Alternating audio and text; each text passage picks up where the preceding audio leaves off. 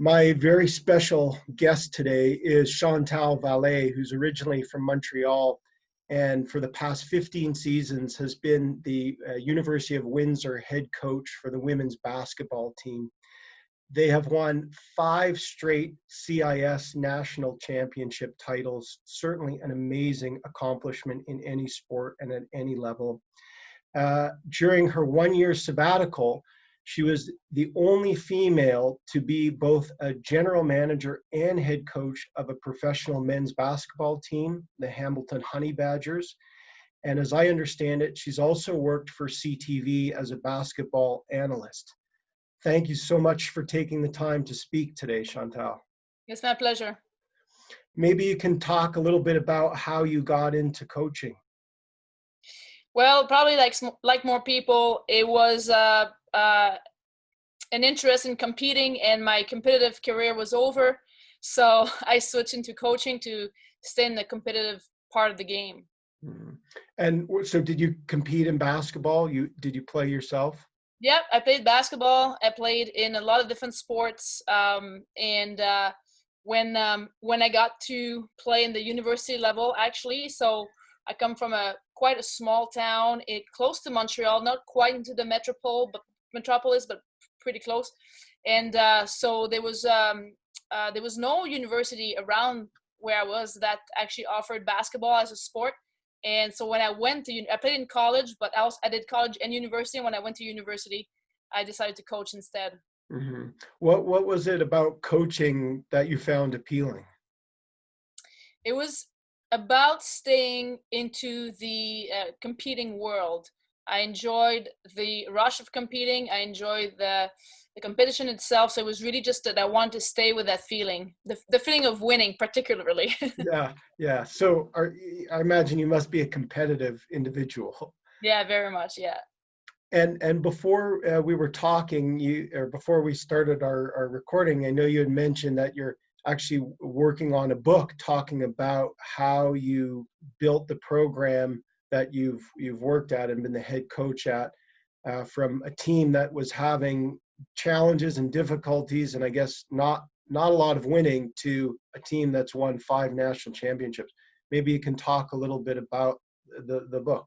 Yeah, I had a chance to do a research when I did my master's degree at McGill University. I really focused with Professor Dr. Bloom to look into what made coaching successful. So I wanted to see, not just who I could become in terms of being a mediocre coach or middle of the pack. I wanted to be the best. And so researching this, we created a kind of a model. And then when I was hired to be the head coach at the University of Windsor, what I attempted to do is apply the theory to practice.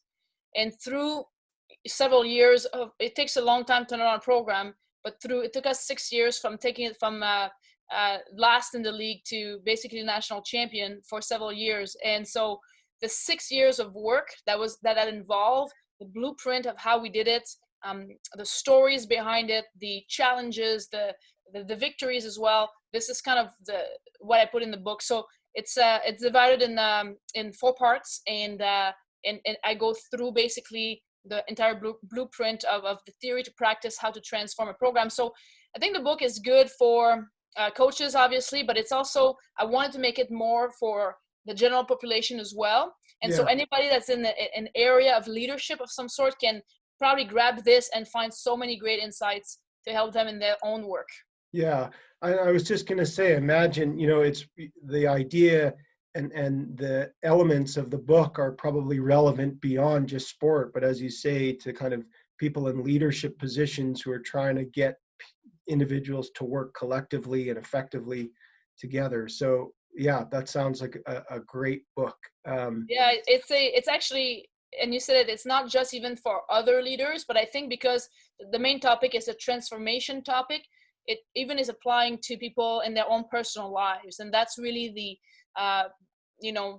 tone we want to give the book. Yeah. So maybe you can just talk a little bit, Chantal, about what you think, or in your experience, what are some elements that make for an effective coach? Well, first of all, a person has to have a great vision.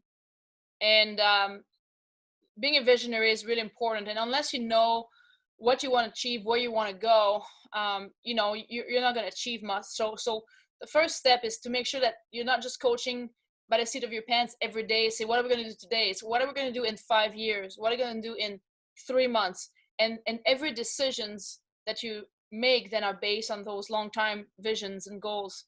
I think second part is to really know what your values are. There's a word right now that's really popular that everybody talks about, team culture. It's a very important word, but it's kind of misused here and there. And I think culture is first and foremost based on your value as a coach. So once you establish your personal values and you know what you want your team values to be, again, decisions are easy to make, because now you can choose to take a player, cut a player, play a player, suspend a player, whatever the decisions are that will build that culture. So you have the vision, then you have this culture piece. I think that a third aspect would be that a coach has to be really willing to learn. And that's something we found in our research when I researched it with Dr. Bloom, was that coaches are constant learner and they have a thirst for learning. They have a quest to get better. And there's a personal transformation that must happen in the leader before the team gets better. And I've certainly noted that through research, but also in my personal experience at Windsor.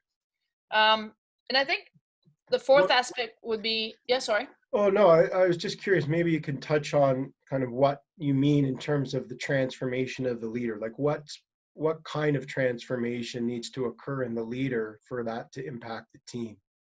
Well, I think each of us have an innate way to lead, and we have personal characteristics that are, you know, the package that we're coming with as a leader. So in this particular package of leadership, there's going to be some parts that aren't quite full. For example, perhaps we can be very, very tough, but at the other end of the spectrum, maybe we have a hard time being very caring as well. Mm-hmm. And so there was a time where a successful coach, you know, precisely in the previous years and decades ago, while being tough was like the one thing that everybody's looking for. And then it kind of moved to, we got to be very caring and very supporting and loving. And then people say, well, you got to be somewhere in the middle. And neither all these options are true. What you need to do is you need to be able to be every single place on the spectrum that is needed in a particular situation at a particular time. Mm-hmm. So in our own personality, perhaps we have a hard time sometimes being tough, or we have a hard time being caring, or we have a hard time being somewhere on that spectrum. Then we need to develop that within ourselves. So you need to be able to shift those kind of on that spectrum, maybe of toughness to caring, if you, I guess, conceived of that as a continuum. One needs to be able to kind of shift or move along that continuum. Is that what you're suggesting, depending upon the needs or circumstances of the athletes? Yep, absolutely. And then if you are unable to do that, or you have a hard time doing or choosing the right choice at one point in time, there's something to really work on your personality, on your personal traits, on your character. Now, this one continuum, but there's several continuums that exist in a leader. So it could be, you know, anything from whether you want to be even like more of a dictator, my way or the highway, or more autocratic. Sometimes you need to be one, sometimes you need to be the other, sometimes you need to be anywhere in between. So I think that none of us are born with the qualities that encompasses all of those. So we really have to work at molding ourselves. And I think that it stems from being willing to humble ourselves, really, like coming from a place of humility where we have to understand as coaches that we don't know it all. We're not you know, the greatest leaders. There's always room for improvement until we can reach a certain level of mastery of our emotion, mastery of our knowledge. And I mean, this is a life endeavor, of course. So I think that looking at least to continue to learn it, and I'm only talking about personal characteristics here, but the same thing is true from X's and O's or tactical point of view. There's always a thirst for knowledge that needs to be taken from the coaches, but certainly a personal development of our own character is I think one of the most important point. If we want to be a better leader, we're going to learn to communicate better. We're going to learn to lead better. We're going to learn to respond better. And then through experience, trials and error, we're going to become a much more effective leader. Right. So you mentioned humility, and I wonder if that kind of ties into your point, Chantal, about a willingness to learn. Is there some connection between those two in your mind? Well, absolutely. I mean, the coaches that we research as part of my time at McGill University, what we found is that uh, they wanted to learn from others, but a number of them have mentioned how, though they were university level coaches, they had all won national championship. A lot of them mentioned how they love to learn from high school coaches. So right there, there's a hierarchy. You're a high school coach and you become a university coach, but they didn't see it this way. They decided, no, there's some high school coaches that have been there for years that are better than me and I can learn from them. And I think it requires a certain kind of humility to be able to acknowledge that, whereas the people in general would think that a university coach knows more. That's not exactly true. Yeah, that's a great point. I want to come back to your mention of that idea of vision. And I wonder, if, I guess my question would be, how easy is it to have a long-term vision when the nature of sport is such that all kinds of things happen? So if a player, for instance, gets hurt or injured, a key member of your team, and part of your vision is to have your, sixth consecutive national championship season, how does that alter your vision, or does it? No, it does, absolutely, in the sense that maybe the vision isn't achieved. And certainly, as a coach of the team, we've had our share of injuries. And what you mentioned happened. We had two severe injuries in the year that we could have perhaps gone for a sixth championship, and it didn't happen. So it's a little bit ironic that you mentioned that. But I think that the idea also of vision is that the goal is out there and challenges will happen. So it's not a matter of if, and it's not a matter of being all devastated when they do. They will. Players will get injured, players will quit, things are not going to work out, a recruit is going to want to change her mind. These situations happen and they're real. And I think the important thing is to prepare for those storm moments, and Right. prepare emotionally, mentally as a coach to say, okay, it's not if, it's when. And when they happen, as a coach, I will manage the situation. I will use the challenge and transform it into an opportunity for a maybe pivoting it towards a different direction, but always with the same goal in mind. So it's a little bit that vision is something that it's a goal, it's a precise goal. And what we want to do as coaches is to not change the vision, but maybe let go of the control of how we're going to get there. Okay, so that's Right? an interesting point. Is maybe the ultimate end, or aim is still the same, but the path to get there may alter, and as you say, I guess a lot of different things come up, and so it sounds like you're very active in kind of planning for different eventualities or possibilities, whether it's the player getting hurt or other kinds of things. Um, you also mentioned, coming back to that point about sort of striking the balance between toughness and caring, or sort of shifting the qualities that you demonstrate depending on the needs of the athlete. In the case of an athlete who's experiencing, say, illness or injury, what approach do you take in terms of sort of erring to the side of toughness, or maybe providing more caring? Maybe you can highlight how you work in particular with the injured athlete or athlete who's sick. So for us, every time somebody is injured or is not feeling well, we go into a 100% caring mode. I think that this is the most important characteristic that we can offer as a coach. We have to go into support. And we believe that our athletes don't want to get injured.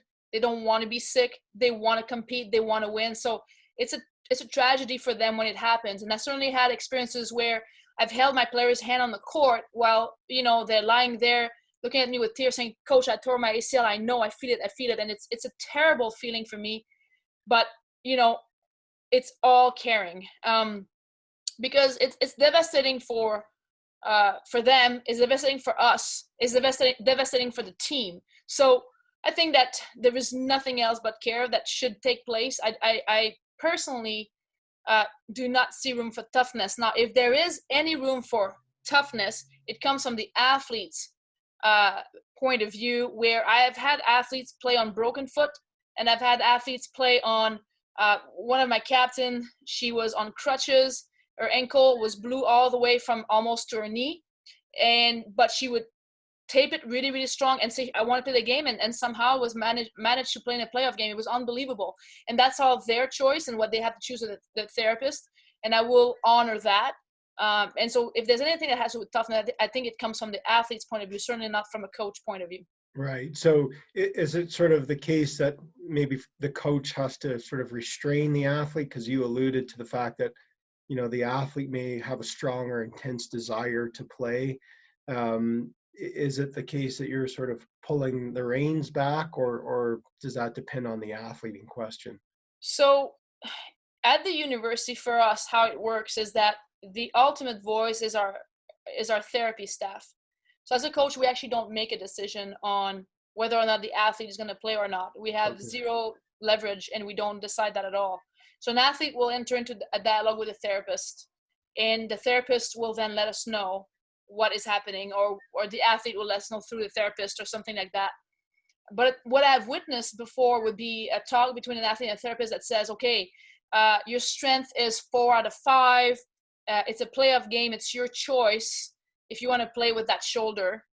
And the athlete will say, I do, tape me up. And then, the therapist will say, okay. So there is a level of leniency. I think the athlete is not 100%, but the therapist allows the athlete to play regardless. Mm-hmm. But this is not my job to restrain or constraint or move the athlete in one way or the other. It's really right. The therapist that has the last call. So it's a medical decision, it sounds like, at your institution, and it's not kind of a matter of the coach saying, oh, well, we need you for this game. It's a big game. It's more the athlete working and communicating with the physical therapy staff. Is that right? That's completely correct. Yeah. Yeah. So in terms of, you mentioned that you move into very much a caring mode or approach with the injured athlete. Maybe you can articulate what that means in specific or concrete terms. How do you show caring? Yeah. So stuff that we've done as a staff will move from anywhere from, we have an injured athlete.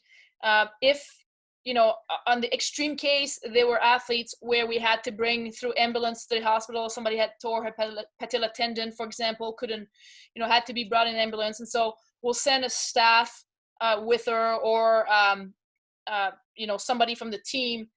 And then when she was there awaiting surgery, all of us, and it's not me as a head coach, of course, but the assistants and also the team, we would go to the hospital regularly, check on her, be there with her, text her, make sure she's okay, bring her food, just anything you can think that a family member would give. So we really much react like a loving family member at that point. Mm-hmm. For injuries that are maybe of less tough, less gravity, we would for example sometimes bring them food at home and be like, hey, hope you're okay, here's a little home cooked meal, check with them on a daily basis, and make sure that they know that there's connection to the team and that we actually really care about them, because we genuinely do. If they need a ride anywhere, if they need help with anything, one of us will then step up and provide that as well. Right. What's the benefit of doing that, or how is showing that caring or that support helpful for the athlete? Well, first of all, we don't do it for gaining any benefit. We do it because we really care about them. I'm just thinking that, obviously if somebody did this for me, I would feel really appreciated. I would feel cared for. I would feel that I belong. I would feel that, I'm not just a number, that people really care about me more than just as an athlete. So I'm assuming that those hopefully are the benefits that the athletes feel that, but we want them to be part of our family, whether they are active players or not. And, we will keep their scholarships. We're not going to take the money away from them. We're going to support them through their rehabilitation process.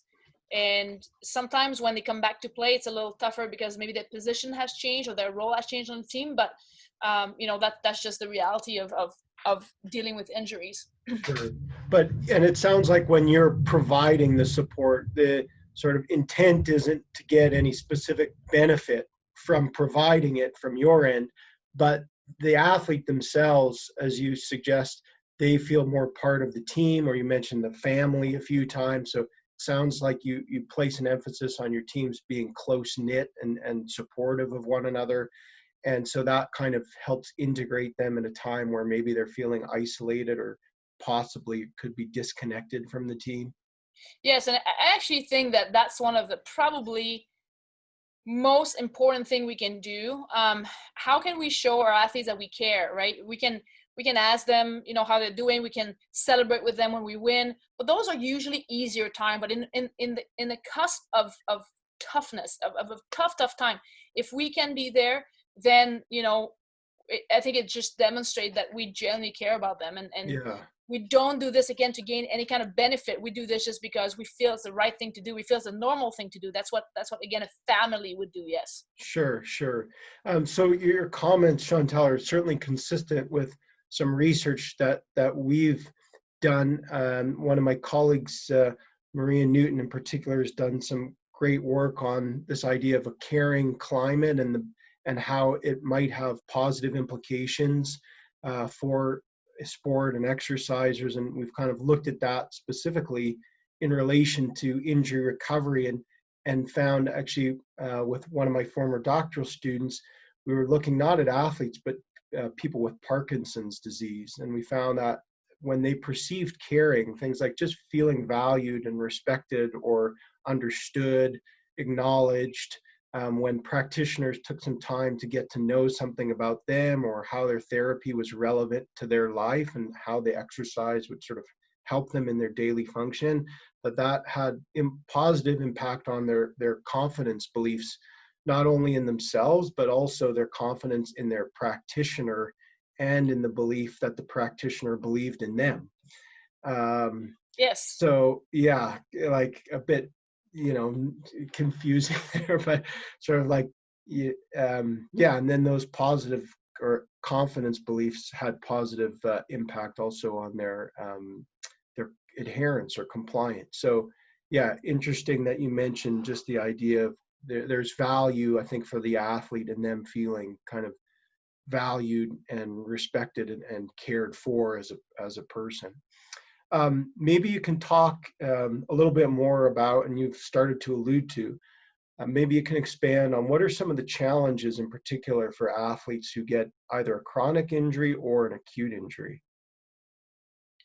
Well, I think the acute injury is the one that that I have dealt with the most. And what I feel that I have noticed would be that it's almost like a sense of death, right? Like there's a stop to their lives suddenly. If we take the ACL, for example, which is, everybody almost like nightmare on the basketball floor. It's like in a flash of a second, they think their career's over. There seemed to be a loss of identity for sure for the weeks that follows that. I certainly noticed, I would say probably it would be very similar, and I haven't researched this, but it'd be similar to probably a grieving process through somebody would face through a death, meaning like probably a denial and then a anger and then slowly working toward acceptance. But there's definitely a grieving process I've noticed with the athletes, and there's a grieving process with the team and with myself, because we have these plans for this athlete, and next thing you know, it's she's gone. She can't play anymore, and it's like it's painful. It's definitely not a fun thing. And I don't know about the athletes, but I know as coaches we're always a bit scared of that. We don't want injury to happen. We hope, and we'll say, well, if we're healthy, we'll be able to get far. And certainly the teams, in order to win the championship we have won, we have been healthy.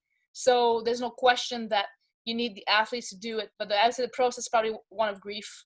Yeah. So grief, like, and does that maybe change? Like you kind of said that there's some maybe process where, there's some grief or sense of loss that can be quite traumatic for the athlete, but then there's some shift, it sounds like, in terms of, or is there a shift, I guess? Yeah, no, definitely. I think with all the athletes I dealt with, we're talking about acute injury again, there is a shift eventually in their in their lives where they're like, okay, this is my new reality. And, there's a sense of, at some point, resiliency of going back at it, rehabbing, and making a decision to return to play.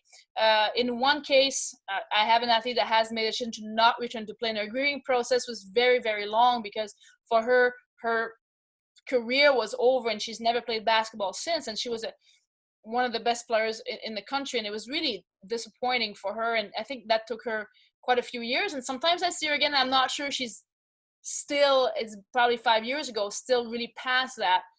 So I think the amount of time that the player decides that they'll get back to it is shorter if they decide to go back to play. Then it's like all about rehab. Okay, now we have new goals. We got to hit the weight room. We got to start, rehabbing the knee. But I think the one experience I've had where an athlete has decided to retire, I'd say it's been a few years, and I don't know that she's still completely over it. Yeah. And is that, in this case, was the decision to retire, was it based on sort of the physical severity of the injury, or were there other factors at play? Yep. It was also, it happened just at the eve of her senior season. So she was graduating school. She had to sit out for the year, and the severity of their injury was that much. And it wasn't the first time. And so, I think in discussion with her surgeon, orthopedic surgeon, and then she just let me know that her decision was to just graduate and move on. Yeah. But it also sounds like in the case of the athlete who decides to return, that, you mentioned that those goals and sort of having that desire to come back has motivational benefits to it, would you say? Or? Oh, 100%. I think it's very important for any athlete aiming to come back to what have a date. It's a little bit like a mini vision, on that date, I want to return. So moving back, what date do I want to run? What day do I want to cut left and right? What day do I want to be on the floor? And so, and this is all the work that they do with the therapist. And then they have when they go see their surgeon, for example, they have the date. And I mean, those are true as well for not a severe injury, like something like somebody that twist an ankle. It might be a 2-week process, but the same thing happened. Okay, so rest for 2 days, and then they start the rehabbing process right away, and to keep them involved, not just with their goal, but with the team. So we keep them involved on the sideline. We keep them involved in video session. We keep them involved. We give them things to track. They become a kind of a coach with us for the time being. So they're not just rehabbing on their own. They rehab on their own in their extra time, but they were still with the team in practices and activities, and that also helps them. Yeah. So I was just going to ask, why do you do that? Or what's the value in having them take on roles within the team, or to stay connected? I think, but I think it's exactly that, to stay connected. Mm-hmm. We want them to stay connected. We don't want them to mentally have a 2-week break. They're right there with us. Physically, they can be there, but mentally, emotionally, socially, they're part of it. And I think that's beneficial to them, and it keeps their place on the team. And I think that's, I've seen a lot of athletes who have gone through this, who have even gotten better from being on the sideline for a little bit, right? Because you see different perspectives. So there's also benefit from competing and maybe learning, having more coach's eyes. Then returning also has that benefit as well when they return as a player. Right. So I was going to ask, are there benefits to the injury? You mentioned a few, I guess, in terms of the athlete kind of taking the perspective of maybe the coach or assessing play. And it sounds like that can be helpful for the athlete once they actually get back. Yeah. And I've even seen benefits that are more than just seeing as a coach now, and being able to gain leadership respect from their teammates, because once you're on the sideline in practice and you start giving comments, suddenly maybe a teammate, especially if you're not, if you're a PG or point guard, you talk a lot in practice, but often other positions don't get to lead as much all the time. And suddenly they're involved on defensive drills or maybe passing here. So there's even a gain in their respect from other players because of their IQ on the floor. Mm-hmm. But I think that there's also a gain that's not just, with X's and O's. I've had players that because they can't walk, they'll just sit in a chair and shoot the ball. Well, suddenly their shot becomes so much better because all they can do is shoot. So now they've been shooting for 2-3 months, sitting on a chair, and that's really hard to do. So suddenly when they can use their legs again, that shot has improved significantly, and it can now be a really decent 3-point shooter. So there's also sometimes, sadly, a benefit this way, because nobody wants to get injured, but there's also physical benefit to that. Yeah. Yeah, so they're able to work on different elements of their game or their performance that maybe they wouldn't Exactly. otherwise. Yep. And you also mentioned that, for some athletes, you mentioned you don't want them to sort of fall into the thinking that this is like a break or something, right? Is that something that athletes can do, or they kind of fall into that mindset when they're injured? Wow. Well, first of all, I think it is possible an athlete can fall in the mindset of, I'm going to be off for 6 weeks. And maybe they do need a break.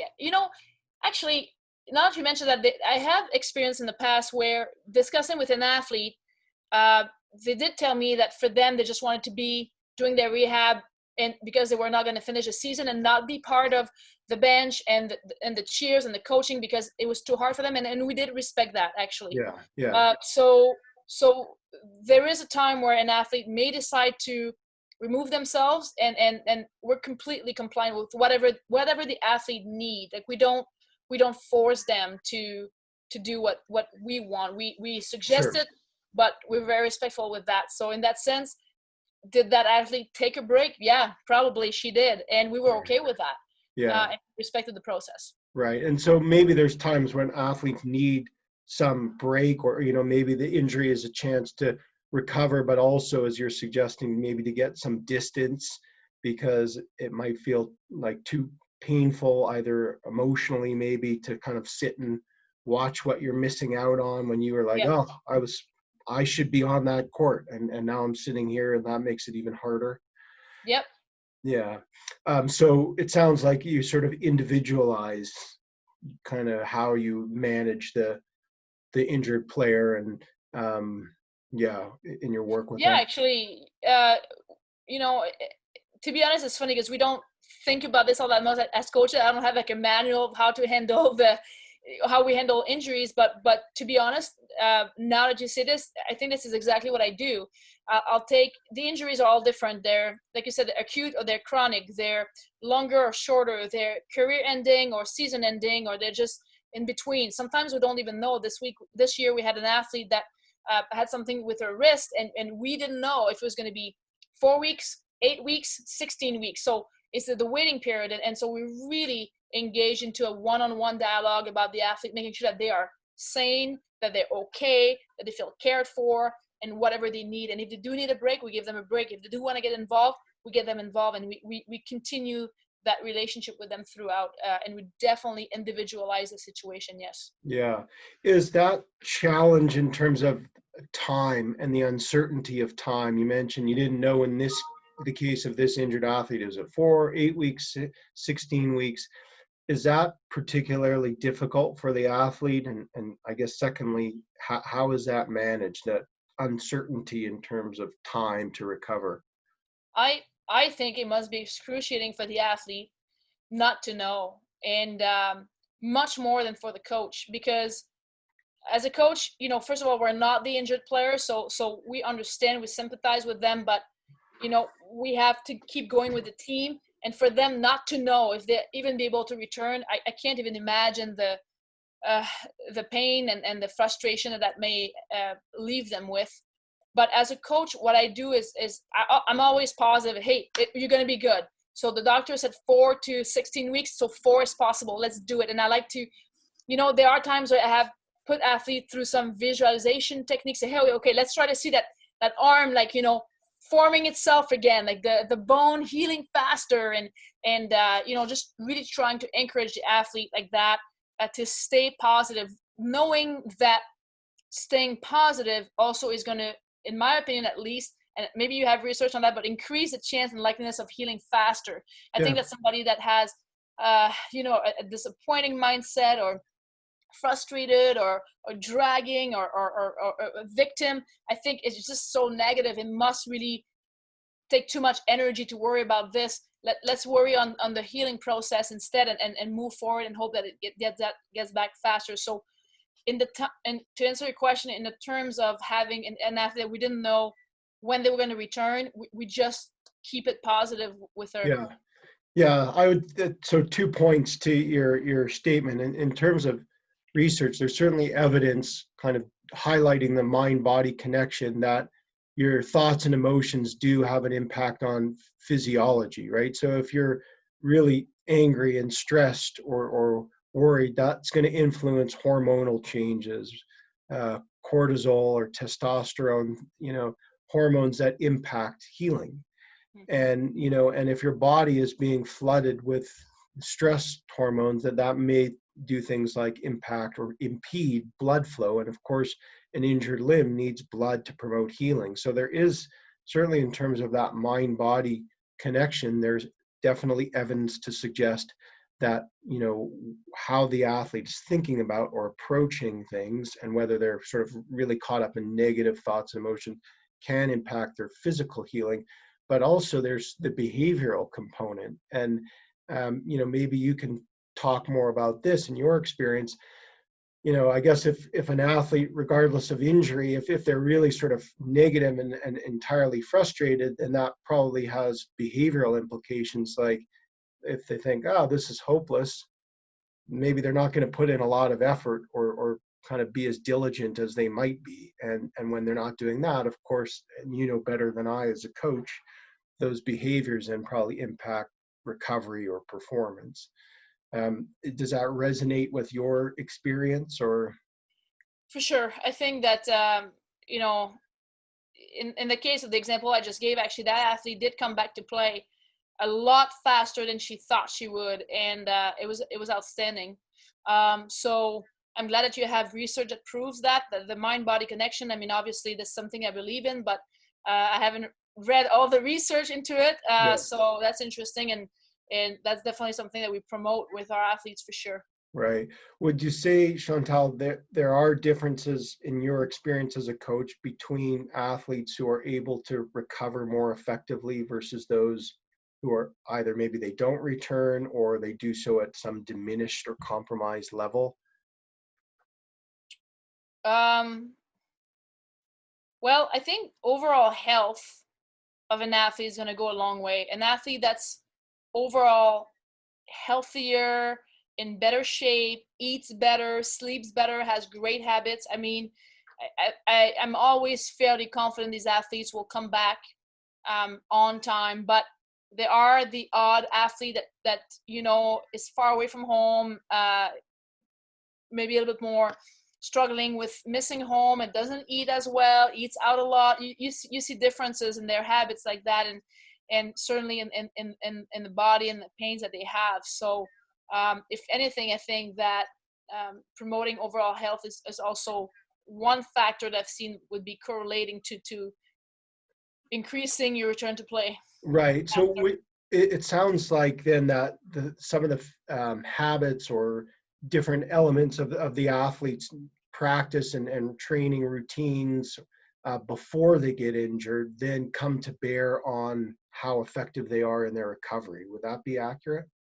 Yes, unless it's an acute injury, of course, but even so, for sure. And in our training program, we do a lot of prehab. So, instead of prehab and trying to really work on those little muscle, the core is very important for us. We always work on our core, making sure we can fire each muscle. Particularly, we make a big emphasis on glutes. And, for sure, athletes that cannot even fire their glutes properly tend to get injured more often, or have tight hamstring, or so on and so forth. So we put a lot of effort with this, their ability to squat. So there's certain movement patterns that are identified with being red flags or not in certain athletes that we try to really correct, and our strength and conditioning coach is great with that. But overall, there's no question that a healthier athlete, a person, will come back to play faster. Right. And in terms of that point about time, I just want to come back to that, excuse me, the anecdote you shared about this injured athlete who sounds like you were very positive and encouraging, you can come back in this period of time. What happens if, or I guess my question would be, is the focus in the rehab for the athlete or for you as a coach primarily on the time of the recovery or something else? I think the number one question that athletes have is, when can I come back? I mean, that's what Right. I hear right away, right? That's what they want to know. How long am I out? Or do I have to miss games? That seems to be the primary concern of what I can gather the last 15 seasons I've coached. That's probably the first thing. Right. And I think for a coach, it's probably similar. I mean, we want the well-being, and I'm sure they want their own well-being as well. But in the end, is when is this athlete going to play? I think we both have the same question. Yeah. So if they say it's 2 weeks, 1 week, it's day by day, it's we don't know. Then we move and we operate with this with our medical staff, and we just give it in the hands of the medical staff. But like, we basically on a daily basis will get an update. Today, so and so is a no. Tomorrow she's a no. The next day, oh, she's shooting only. So we get a medical report, whether it's verbal or in written form. And so I would say that most of it from a coach's point of view has to do with what I'm allowed or not allowed to have the athlete do based on the time period. Right. Again, the athlete takes care of her own rehab with the therapist team, and so the team of therapists, and so that's more focused on exercises, strengthening, getting information out, or if it's post-surgery, getting a range of motion. So, but I don't really deal with this at all as a coach. Yeah. So in terms of your point about what, or your focus or interest on what the athlete is allowed to do, is there some emphasis on the athlete meeting certain criteria or showing that they can demonstrate certain skills before they engage in a certain competition? Yeah, or absolutely. Yeah, absolutely. I mean, let's move out from even a physical injury and look at a brain injury, for example. There's a strict guideline into, return to play protocol for brain injury, and there's nothing we can do to accelerate it or not. It doesn't matter. If the athlete's still fine for 3 days in a row, she still has to go through the same protocol, and it's very thorough, and it involves, testing in lab, plus testing on the floor, plus testing in the therapy room. And all we do is just wait and go through the protocol systematically. Right. So. But also, I'm just thinking about your earlier comments where maybe the athlete is, talking with the physical therapist and they're like, yeah, I feel great. And then the physical therapist is saying, okay, well, if you feel great, like, is there some inconsistency there where it's like, okay, is it about the feeling of the athlete and their desire, or is it? Well, I mean, again, like I'm not the therapist that made the decision, so I don't know what their consistency methods are. Yeah. But what I can gather from having observed a few conversations is like, if their strength is back to, 3 or 4 out of 5, they let them try it. That's and I hope I'm not misquoting them there, because it's really not anything that I do, but it seemed to be like, let's put it this way, if they have a certain amount of strength, or they seem to want to a certain range of motion, they seem to want to let the athletes try it. Right. But what I can say is I've had athletes come to practice with the therapy note. I thought the therapist said, she's good to go. And I watch her play or practice. I'm like, oh, I just don't see it. I can see she runs differently, or she, she doesn't use her arm. And then I will then make the choice, say, okay, you know what? You're done for today, go on the sideline. So I'm actually really cautious. And I will never argue with a therapist to make them play or practice. But if the therapist says yes, I might still put them on a sideline, actually, to protect them. Yeah, and so just to clarify, my intent with some of the questions is not to try and get you to say things that are beyond your scope of responsibility. But yes, I think your point is interesting about, well, even if the physical therapist says, okay, I think, medically I'll allow them to play, and the athlete says they want to, but you notice, well, you're tentative or you're hesitant, or you're making inferences based on observation. Would that be accurate? Yes, I mean, but always to being more cautious. So my observations will look at the athlete, and if I feel that she cannot or perform, or she puts herself in any danger, she compensate, and I will be cautious and still sit her out. So those are my observation of her return to play. So that's one, she has a green light. I'm not going to make any observations on her, or throw her in a practice just to see when she doesn't have the green light to be at practice. Just to be clear. Okay. Yeah, no, sure. And so I guess, like, in terms of assessments about kind of readiness to resume, would you say that in your role as the coach, part of what you're doing is, again, looking to see whether there are behavioral indicators of their performance and how or whether that injury is impacting their play or their, yes, their for sure. assertiveness? And not just in there. When we talk about return to play, I think where my decision then lies would be on how we're going to use her in the game. Are we going to use a player that hasn't been there, even though she's our starter, and we've missed her because she's 6'5"? Are we going to use her first game back and play her 40 minutes? Probably not. And, so we usually set personal goals. The therapist might say she's good to go, and I might say, okay, we're going to play you, a 3-minute shift per quarter for the game tomorrow. I just want you to it's competitive. You haven't been there. And sometimes the athlete actually gets mad at me because, like, well, I'm ready. But I really like to take it now. You know what? The season's long. This is one game. We've missed you for 8 games. Let's put you in there for a little bit. And if you're doing well, next game we'll do more. And so, and that varies. Like, some athlete we might go with a limited time for a certain amount of games. Other athletes, like, okay, yeah, she's really back strong, and let's just cut her loose and let her play. So that depends again. Right. So would it be accurate to say that your perspective as a coach, or your focus, is kind of more long-term than short-term in terms of? For me, 100%. Yeah. 100%. It's always long-term. Right. I do know that that's not always the case with coaches, but it's a non-negotiable. It's always about long-term. And it goes back to what we talked at the beginning. Like, it's about the vision. And sometimes you need to sacrifice the now for the greater good of what's coming next. And that's always how I think. Yeah. So it sounds like, again, I guess those kind of decisions are influenced by your philosophy, would you say, or your approach to coaching? Yes, it goes back to the second point I brought when we talked, which is my values. So, like, we want healthy athletes. We want them healthy in a safe environment, and where they feel they can blossom, flourish, compete, thrive. And that's not going to happen if we have short-term usage of them in mind. We want them long-term. And so our values is health of the players. And so decisions are easy to make. When we're not sure she's fully there, we don't play her. It's easy.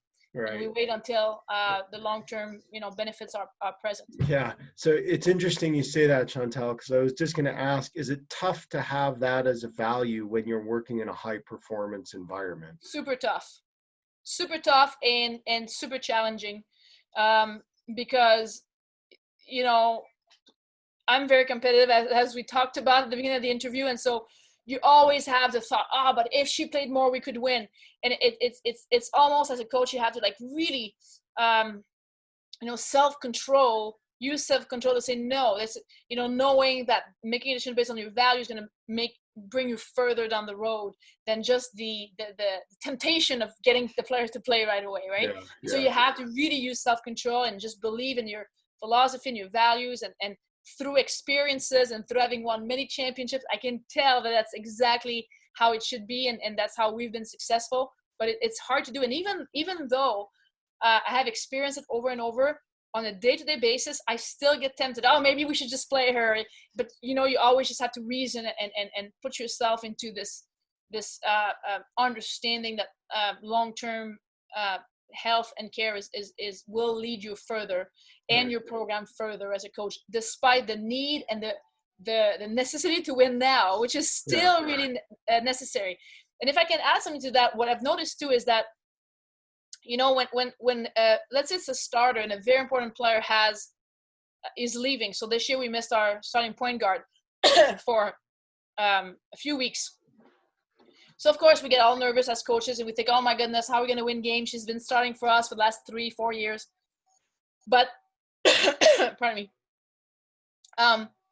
then it really shifts your focus on the other players, and there's an opportunity for them to really raise up, and they do. Yeah. And that trust that you can impart on them, and that confidence, you can say, hey, you're the backup now, but now you're it, and take this opportunity. And now it's really encouraging. It's really beautiful to see some of these athletes just taking and owning the space, and it should be owned. And that happens when it leaves a leadership void, or a void, a scoring void, a rebounding void. And when we can't fix it and we lose a game, it's easy. See, she used to give us 10 rebounds. We lost the game today because as a team, we only took 3 more. We have to go to 10. So it puts ownership and responsibility on others. So it actually allows the team to grow. And sometimes long term, it may have benefit for the team as well, to be able to go get a few more championships. Yeah, so it sounds like it gives certain players the chance to rise to the occasion, so to speak. And in that process, I guess they're developing their skills, physical and psychological, which, as you allude to, I guess can help the team over time. I want to come back to the point about self-control that you mentioned is important, but sometimes challenging for you in decision-making as a coach. What's the role of self-control for the athlete who's injured? Well, I mean, self-control goes a long way in winning championships too. It's such an important personal characteristic to be able to own and develop and work with and possess. Emotions are, but in a game, there's emotion, there's momentum shift. You got to be able to just stay the course and focus. So that self-control, I think, is important. Athletes that start too quick or do too much or push themselves too much after an injury, and then they re-injure themselves. It's just a sad story, but it's a reality that we also dealt with, of course. So I think that my role is to help the athlete discover her self-control, and for the athlete to not be frustrated by being pushed back, but to accept the fact and to come back when they're really healed, not just half healed, and not even to lie about it. Certainly, I've also had experience with athletes that say they're okay and they're not. This happens, and then the injury gets worse. So to really mentor them through that, and for them to agree that their own self-control is important to ensure that they can also play long-term is important. Right. So part of that aspect of self-control is about holding oneself back, even when the desire to return, for instance, may be particularly strong, given the athletic drive or mindset.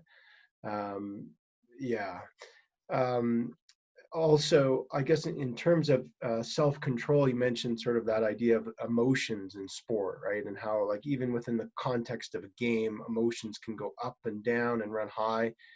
And so I was just thinking, like, is that same emotional control that one needs in sport to be effective, is that something that the athlete needs to or can apply to their recovery to help them do so effectively? 100%. I mean, self-control is applicable throughout life. Yeah. So it's applicable for remaining, cool in the game, cool, when things don't go your way. It's a control impulse, or an impulse control, I'm sorry, to not return to play too quick or push yourself too much. It's an impulse control as well, in reacting to a referee's call. I mean, it's everything, right? It's the same, personal characteristic that you must develop that can help you later on in life. Self-control for not having road rage, Sure. It's the same. And certainly, it's interesting because having been a coach and having had to work so much on your impulse control, whether it is, I want to win now, to long-term decision or whatever, it's helped me as a human, right? Yeah. So when you develop a characteristic in one area, it's useful for all your life. Yeah. Well, and just as you're talking, I suppose one could almost conceive of life in general as an exercise in self-regulation or self-control, right? Like when you're, when you're trying to study and, you hear the ting or whatever on your phone, or like, something pulls your attention away, but you have to direct yourself back to what you're doing. Or like you say, I guess that skill or characteristic can apply in small and big ways to our life in general. Maybe you can talk a bit about the importance of athletes getting education or information about the nature of their injury. Well, first of all, every athlete I know, I've dealt with, I've asked serious questions about it to the therapists, the doctors. They usually come back to the office with quite a wealth of knowledge. You can see that they are interested and intrigued. They're not just, okay, my ankle hurts, that's it. They want to know. So I think that's really good, because the more they know, the more they can prepare to take the steps to heal. So I think that's really important. There are times where some of our athletes have had a really hard time to return psychologically. They've been afraid to re-injure themselves. And we have equipped them, actually our sports psychologist has equipped them with a book or a tactic or technique to try to overcome. That's another way to, I guess, know about the injury and the effect of injuries, to be able to return to play properly. So educate themselves not just on the physical side of the injury, but the mental side as well. Yeah, so kind of learning about the injury, but also maybe learning some skills that help them manage or cope with fears or apprehensions, or some of the uncertainties, I guess. Are there, obviously, I guess injury is a physical event. Maybe you can talk about some of the types of pain that athletes experience, and that could be physical or psychological that they experience. From an injury. Yeah. Yeah, no, yes, absolutely. I mean, I think the sense of loss is psychological. I mean, physically is physically. I mean, athletes will experience all kinds of pain. I mean, I think, we understand an injury is painful physically, but the psychological aspect of it is really difficult to manage. And that certainly is where I, as a coach, I have put the most work. It's not on the rehab physically, because it's not my job to do that, but on a psychological aspect, it's something that, discussions, sustaining, keeping positive, keeping them engaged, making sure they don't go depressed. That's really hard. And those are often, I've seen players go through all that: frustration, anger, denial, depression, anxiety, stress. I mean, you can name them all based on their injury, because sadly, most of our athletes, though we try to make sure it doesn't happen, but it's just the nature of the beast, their identity become linked with their sport. So they are a basketball player, and when basketball is taken away, they feel lost. Yeah. And so, we try to explain to them, and we have sessions that we do with the team on really ensuring that they don't get mixing the identity, who they are, with what they do. But athletes do that, and I think we all do that. So we all have to, again, work on this. But so that it's really hard when it's taken away. Right. So it sounds like you have explicit discussions about kind of untangling those things, like their participation in sport with their identity as a person. That's something you talk about explicitly. So I don't talk about that when they are injured, but we do a team session every so often. I'd say maybe in the duration of an athlete's career, maybe a couple times, maybe 3 times. It's not really always once a year, but almost, where we'll say, hey, remember that, what you do and who you are 2 different things. Mm-hmm. And so we try to educate them on the necessity to understand that they are much more than just a basketball player. But right. I do this in recruiting too. When I recruit, actually, I'll tell a player, like, okay, so we have a great basketball program at Windsor. You can come and play. We're going to win. But I need, think about this. Like, if you get injured, are you going to be okay with school and with living in this city and with being around us? And that's going to happen. But basketball is one piece of your entire experience here. So we want to make sure that when the athlete comes in, we know that she's going to feel great with us, even if basketball is taken away. And I think that's really important in their mental health. Yeah. Well, I think, that sounds like a valuable discussion to have, I would imagine. And just sort of the fact that you're open and discussing that basketball is kind of one piece, maybe an important one, but one piece of their overall experience. And what happens if you take that out of the equation? Are they still satisfied, happy with other aspects of that scholastic experience? Yeah. In terms of the kind of, you mentioned the whole range of emotions or thoughts that athletes have, and I know you've talked already about your involvement in demonstrating caring and providing support. And I'm wondering, are there other ways? You mentioned visualization earlier. Are there specific things that you as a coach or you feel are important for athletes to manage those negative thoughts and emotions effectively after their injury? So connections, staying connected with the team, having players check on them, coaches check on them, like I said, caring in terms of sometimes cooking for them or bringing their school material, or so that's important. There's a whole academic aspect, reaching the professors, making sure that they are caught up with school if they have to miss, making sure the emails have been sent, the medical papers have been filled out. We do this too. Staying positive, visualization of the injury, returning to what it is, staying healthy, body, mind, spirit, making sure that they are in a good space, offering support in ways of sometimes, giving them rides. We have given them books to read, like I said earlier, about the how to return to play and not being afraid of the injury. I have had players putting them in contact with older players I graduated that have been injured. Mm-hmm. In the same ways, try to get, hey, I got through this, I'm okay. You're going to be fine.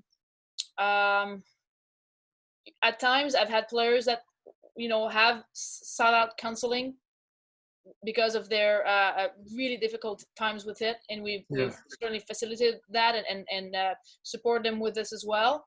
We'll have them involved in the office too, that they'll come and sit down in my office and we'll chat about just life in general. And just we'll watch tape together, trying to get them involved as coaches, player coaches or statistician or taking stuff in the game, or, bringing them to the table of some of our decision making, even in a practice. What do you think, and just making sure they still feel valued. I'm thinking that's pretty much, keeping in contact with a therapist constantly, making sure that if, in practices, there are things that they can't do off the floor, then they're allowed to do some rehab with our therapist on the side of the court. And then, so that they're still active as well. Preparing pool training for them. I've done that a lot because they couldn't run, those kind of things. Yeah.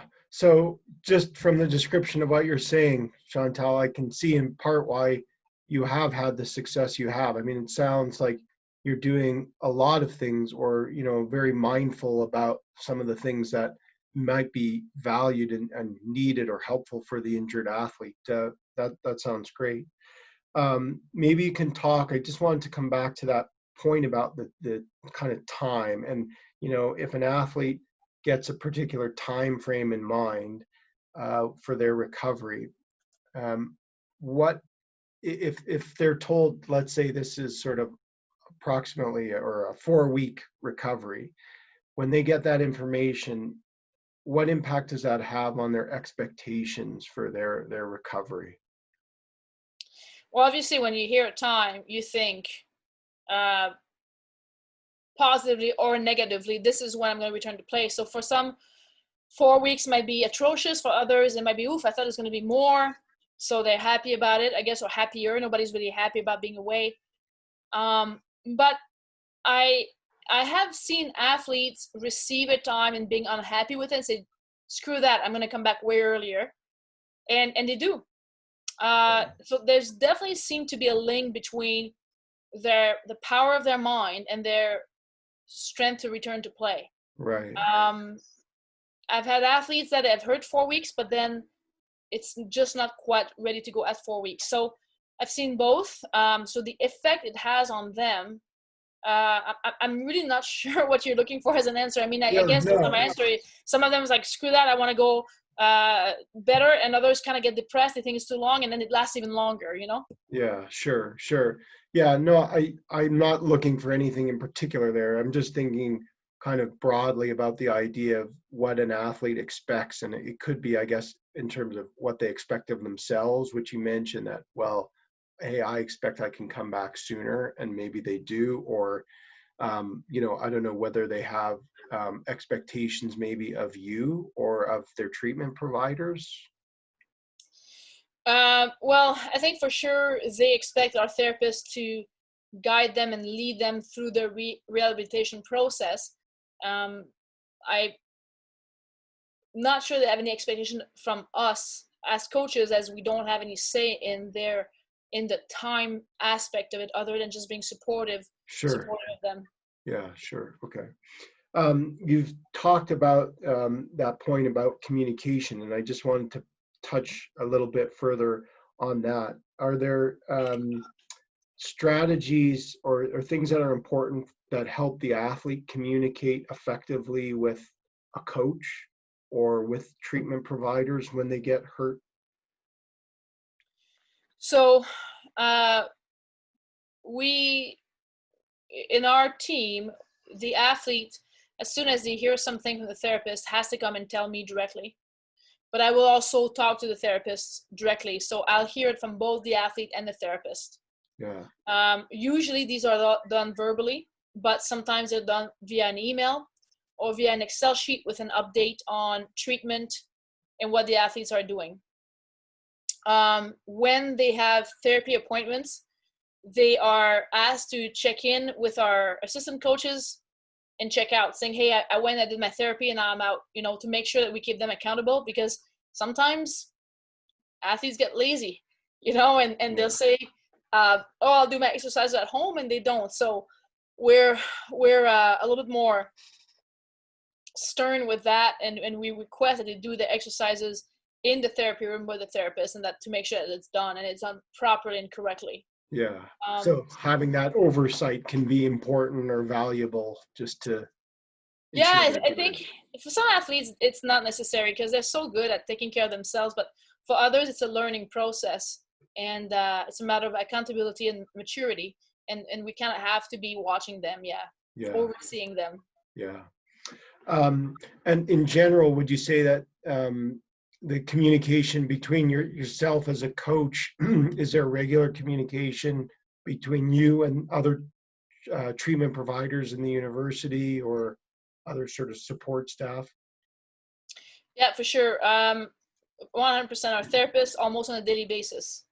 And so we'll go to the therapy room, speak with our head therapist about what has happened. And then we have student therapists that comes to practice, and they also communicate with the head therapist, and probably it's on a daily basis for injuries, for sure. Right. If you were to give one suggestion, excuse me, or piece of advice for an injured athlete to make an effective recovery, what would you suggest? Health overall. I mean, there's a part of the body that's not healthy, but overall, mental health, physical health in terms of how you treat the rest of your body with what you eat, how you sleep, and then back to mental health, reduce stress, reduce negativity, stay focused, set a goal. Those are all healthy things that I think that needs to be done, and hope for a faster and stronger recovery than even what the time is given to you. I think that's possible. I've seen it. And positivity is part of health as well. So making sure that the athletes hydrate, eat well, sleep well, keep away from stress, do the rehab exercises, and attack this like a challenge. Yeah. So that's about one piece of advice. Yeah. Well, I guess no, I mean, it's great. It sounds like you mentioned in one word encapsulates all of those elements as maybe focusing on health in all of its different components or yeah, I like that. Yeah. And to make sure that if you're addressing those different aspects of health, that maybe the recovery is more likely to be effective or successful. And definitely. Yeah. So yeah, those are great thoughts, and thank you for sharing your time and experience. And yeah, I just seeing your enthusiasm that in which you convey these points, I think it comes across that you care about your profession and the athletes you work with. So I know athletes who may be listening to our discussion will certainly benefit. Thank you very much. Thank you so much. Best of luck to all the athletes.